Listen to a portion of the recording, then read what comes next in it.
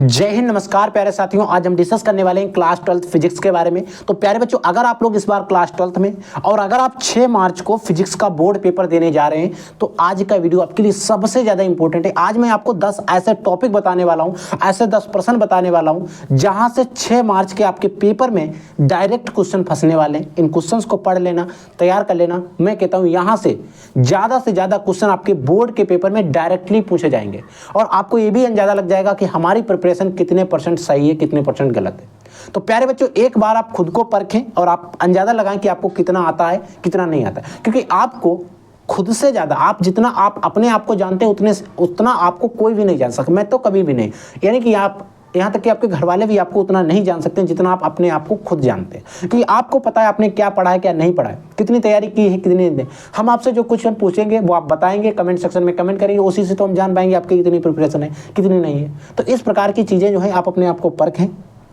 और आप अपना अंदाजा लगाएं कि आप कहाँ पर स्टैंड कर रहे हैं, कहाँ पर आप मौजूद हैं। ठीक है, तो देखो पहला क्वेश्चन है किरचॉफ का नियम क्या है।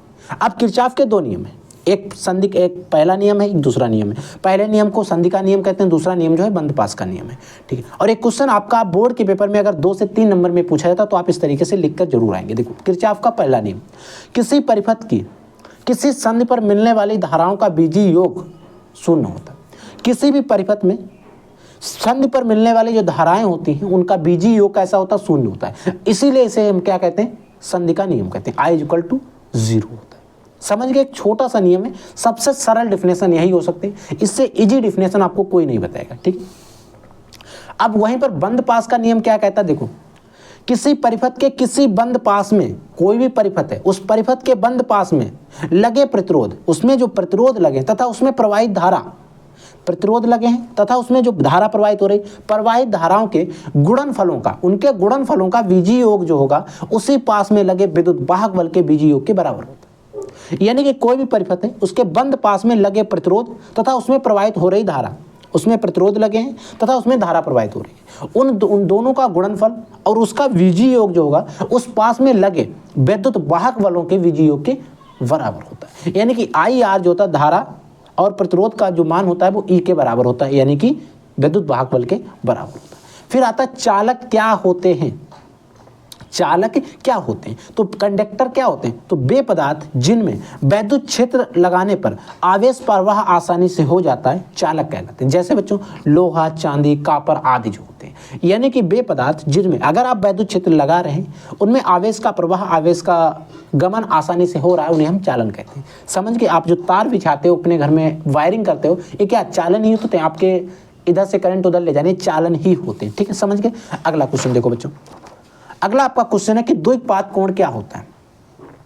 द्विघात कोण क्या होता है, तो देखो किसी स्थान पर चुंबकीय यामोत्तर, किसी भी स्थान पर चुंबकीय यामोत्तर व भौगोलिक यामोत्तर, देखो किसी भी स्थान पर चुंबकीय यामोत्तर व भौगोलिक यामोत्तर के बीच न्यून कोण को उस स्थान का द्विघात कोण कहते हैं। एक चीज पर फोकस करना, उस स्थान का द्विघात कोण कहते हैं। तो इसका मतलब अलग स्थान का अलग द्विघात कोण होगा। ठीक, हाँ, इसका मान भिन्न भिन्न स्थानों पर भिन्न भिन्न होता है। यानी कि द्विघात कोण जो है इसका मान जो है अलग अलग स्थानों पर, अलग अलग जगहों पर अलग अलग हो सकता है। समझ के। चुंबकीय क्षेत्र की परिभाषा बताओ।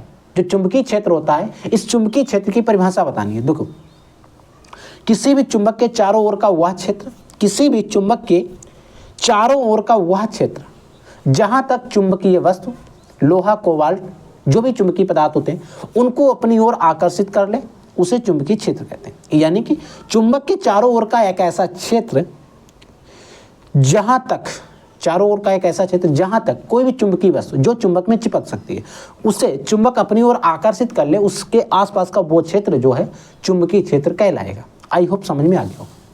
विचलन कोण क्या होता है बताओ। जो विचलन कोण क्या होता है इसके बारे में बताओ। देखो, प्रिज्म पर आपतित किरण की दिशा तथा अपवर्तन के पश्चात निर्गत किरण की दिशा, देखो प्रिज्म जो है उस पर आने वाली किरण की दिशा तथा अपवर्तन के पश्चात प्रिज्म से निर्गत किरण की दिशा के बीच जो है बना कोण, जो इसके बीच में जो कोण बनता है उसे बच्चों हम लोग क्या कहते हैं, विचलन कोण कहते हैं, और इसे डेल्टा एम से प्रदर्शित करते हैं। लेंस की फोकस दूरी किन बातों पर निर्भर करती है। जो लेंस होता है, इस लेंस की जो फोकस दूरी होती है वो किन बातों पर निर्भर करती है और किन बातों पर निर्भर नहीं करती। तो लेंस की फोकस दूरी, लेंस के पृष्ठ की वक्रता त्रिज्या, लेंस के पदार्थ के अपवर्तनांक पर, प्रकाश के रंगों पर, इन सभी चीज़ों पर लेंस की जो फोकस दूरी है वो डिपेंड होती है, निर्भर करती है। तो ये क्वेश्चन भी इंपॉर्टेंट है कि लेंस की फोकस दूरी किन बातों पर निर्भर करती है। तो लेंस की फोकस दूरी पृष्ठ की वक्रता त्रिज्या पर, पदार्थ के अपवर्तनांक पर, अपवर्तन पर और प्रकाश के रंग पर भी जो लेंस होता है इसकी फोकस दूरी निर्भर करती है, डिपेंड करती है। समझ गए? ठीक है।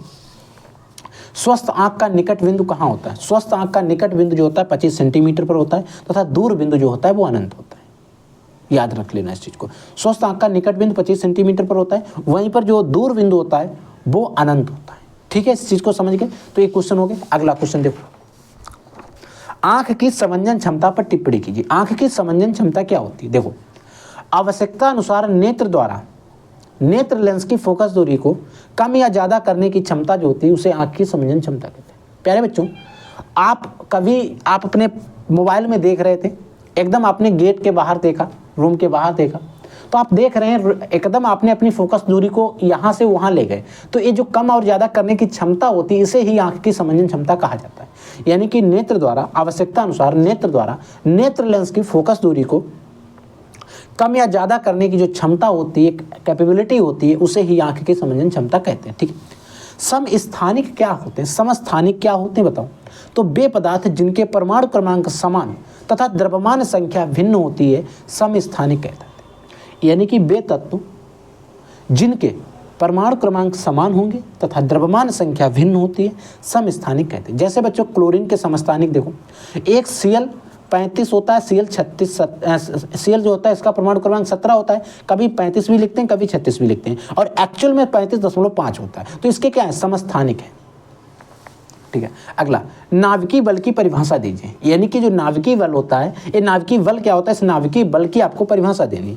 तो नाभिक के भीतर लगने वाला वह बल, नाभिक के भीतर लगने वाला वह बल जो प्रोटॉनों तथा न्यूट्रॉनों को, या हम कह सकते हैं न्यूक्लियनों को परस्पर बांधे रखता है, नाभिकीय बल कहलाता है। यानी कि नाभिकीय बल की जो परिभाषा होती है, नाभिक के भीतर लगने वाला वह बल जो प्रोटॉनों तथा न्यूट्रॉनों या इन दोनों को मिलाने से, प्रोटॉनों और न्यूट्रॉनों को मिलाकर हम न्यूक्लियन इसे कह सकते हैं, न्यूक्लियनों को परस्पर बांधे रखता है, परस्पर क्या करता है? बांधे रखता है, या बांधे रखने के लिए आवश्यक होता है, उसे हम नाभिकीय बल कहते हैं।